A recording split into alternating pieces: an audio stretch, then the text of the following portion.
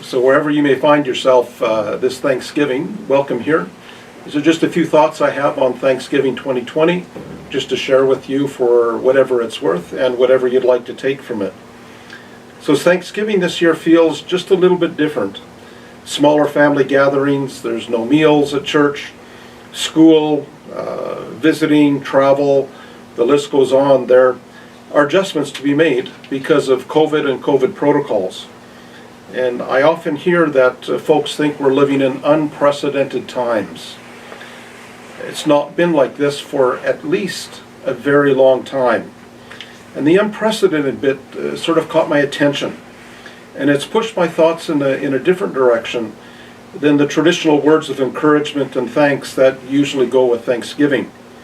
I've been thinking about a song which deals with unprecedented, whether it is actually unprecedented. And I'd go back in my history to the 60s, a golden oldies moment.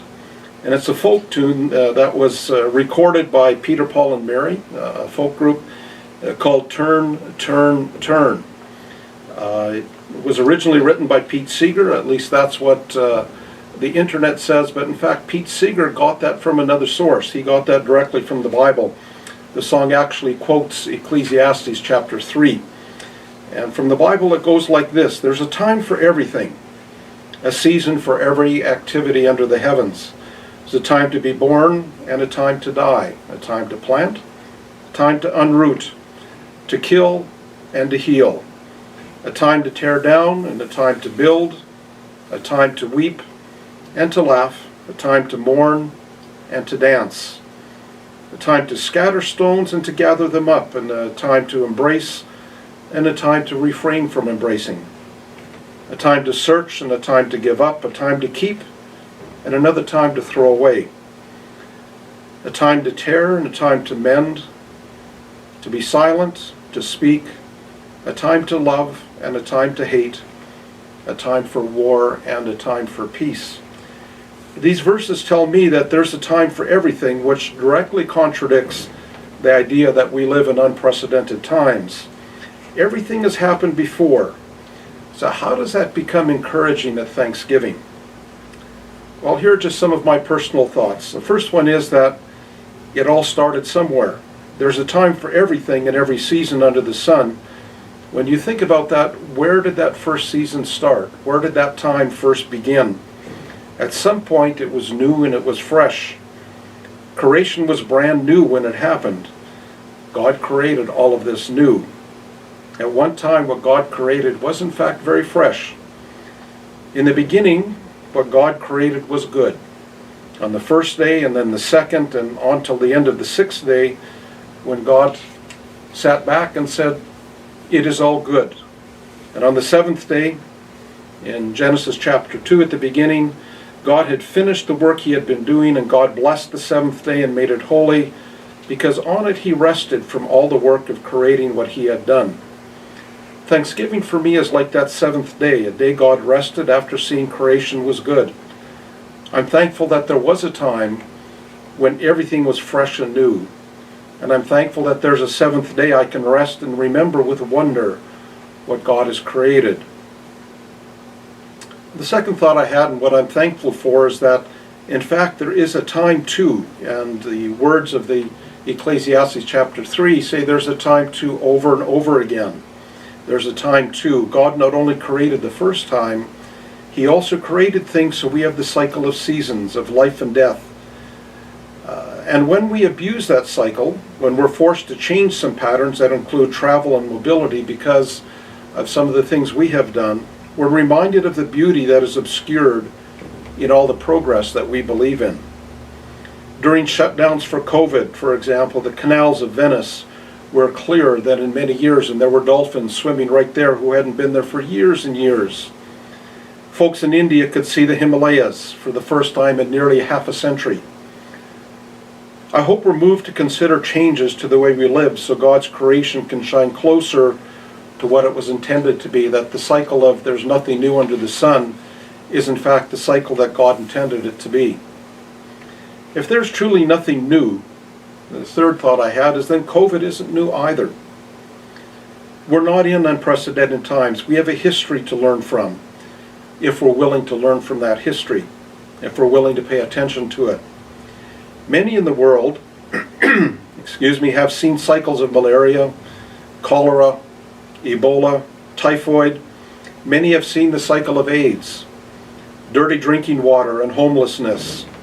Perhaps a home that is in very poor condition, perhaps with mold, bed bugs, or situations of human suffering that match COVID. This particular illness might seem new to us, but illnesses and living conditions that are deplorable are not. And so we have much that we can learn from our history in this time. This time is not unprecedented, and I'm grateful for that. This Thanksgiving, I'm grateful and thankful that we have the opportunity to help in a small way. We can support efforts to help folks who are in need. We can be careful around our neighbors to show our love and respect. We can advocate for folks who don't have the voice that we might have. We can do something about the cycle of violence in the world, the cycle of abuse, the cycle of pollution. And I'm grateful that we have that opportunity, that there remains hope. It's another thing I'm thankful for, that I'm not left with a feeling of hopelessness. There is much that's wrong in our world, but I'm grateful for hope. A song that's really a golden oldie says, "My hope is built on nothing less than Jesus' blood and righteousness," and that's what I'm most thankful for this Thanksgiving. There may seem like there's nothing new under the sun, but in fact there is. Jesus offers a fresh start.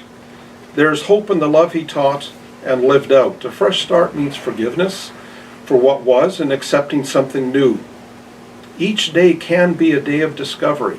It can be a fresh day. It is the gift God has given us if we're willing to have the fresh start. I am thankful for family and friends, and for work and a home. I'm thankful for a great deal. But what I'm most thankful for is a gift called grace by the Creator, who created all things at the beginning, who created the wonderful holy cycles of life. But I'm thankful for the grace, which means for me the gift of clearing up all that's blocking me from living a life as a fresh start each and every day. I'm grateful that those blockages through God's grace can be removed. And that's what I'm most thankful for, God's gift over and over again, one I can count on to make new, to be renewed by the one who created all things.